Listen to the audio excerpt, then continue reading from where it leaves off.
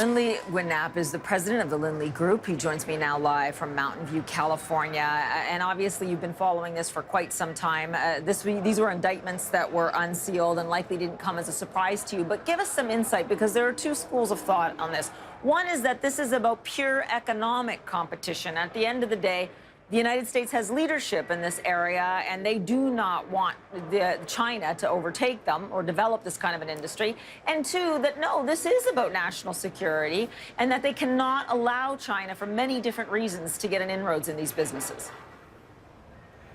Yes, I think it is more an issue of economics. The product that Fujian Xinhua makes is a memory chip, DRAM, which just basically stores information. So it's not going to be something that could be used in and of itself to create a national security threat to steal information from American companies. But it's more an issue that this company in China could eventually become big enough to threaten Micron as a U.S. DRAM supplier.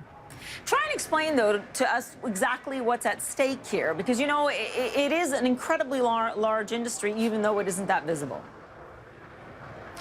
Yes, I mean, DRAM industry worldwide is expected to reach $100 billion in revenue this year. So this is a very big portion of the semiconductor industry, and China has basically no share in that market today. So China would very much like to be able to supply its own internal needs for DRAM memory chips, as well as potentially compete on the world stage.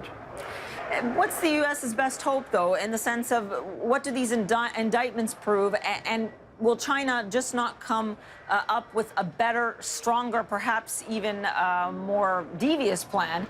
Because it doesn't seem like they're letting up. And all of the rhetoric that I'm sure that you've seen as well from the Chinese government, they say they intend to get into this industry no matter what the United States does or says. Well, semiconductor technology is a very advanced technology, and even the efforts that China is making today and in this company, Fuji Xinhua, is based on some very older versions of the technology, things that Micron was using perhaps 8 to 10 years ago. So it's going to take a lot of effort for China to become competitive in this market, and they will be relying on U.S. companies to supply the machinery that makes those chips. In terms of that, though, you know, China's been, as I said, very blatant about many things, including artificial intelligence. You know, they say that they want to control artificial intelligence and make it securely kept in our own hands. That's completely different than the very mature industry that you just described. But if you're the Trump administration at this point, what can you get? What can you negotiate at the table? They have these indictments. That's something that's handled, obviously, through the Attorney General there. But when you get then down to trade negotiations, is there anything that you can do that will wholeheartedly protect that industry where the United States has leadership? I think the main thing that the U.S. needs to accomplish is to create a level playing field.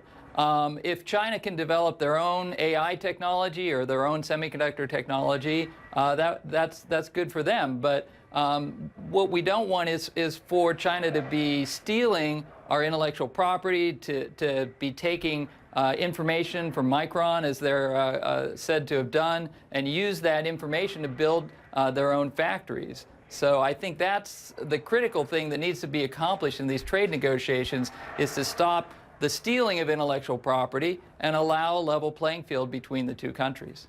And as your best educated guess, do you think China's up for that in these negotiations? They're certainly resisting it as much as they can, but I think that in order to really become a player in the world economy, they need to at least concede some amount of protection for intellectual property. Yeah, and I guess that is the issue in terms of what these trade talks will boil down to. Really appreciate you going over the issues with us. Thanks.